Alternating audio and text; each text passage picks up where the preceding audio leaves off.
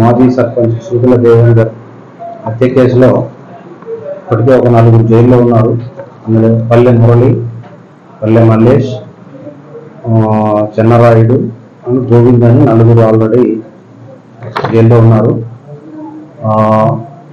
పల్లె మురళి ఏవన్ అయినటువంటి నిందితుడిని మనం పోలీస్ కస్టడీకి తీసుకొని ఇన్వెస్టిగేషన్ చేసి ఇంట్రాగేషన్ చేయగా ఇంకా ఒక 4 పాత్ర ఉన్నట్టుగా అతని ఇంట్రాగేషన్లో వచ్చింది.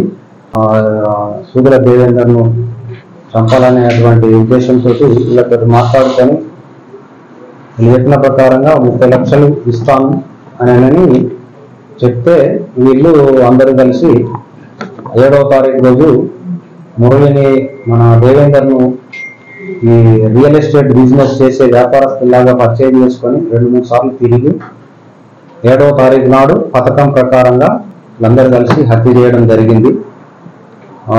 ఈ హత్య చేసి అప్పటి నుంచి తప్పించుకుంటూ తిరుగుతూ ఉన్నారు. ఈ శంకర ప్రసాద్కు గత నేర చరిత్ర చాలా ఉంది. దాదాపు 15 కేసుల్లో నిందితుడిగా ఉన్నాడు.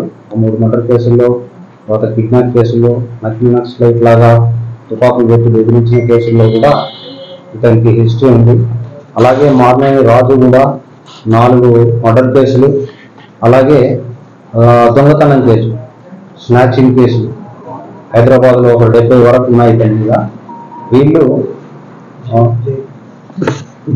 జైల్లో కూడా 7-8 సంవత్సరాలు జైల్లో కూడా ఉండి శిక్ష అనుభవించి వచ్చిన వాళ్ళతోటి పరిచయం చేసుకొని ఈ హత్యను పథకం ప్రకారంగా చేసి తప్పించుకొని తిరుగుతుంటే ఈరోజు మనకు నమ్మదగిన సమాచారం మేరకు వాళ్ళని అదుపులోకి తీసుకొని అరెస్ట్ చేసి జైలు కోర్టులో ప్రొడ్యూస్ చేయడం జరుగుతుంది.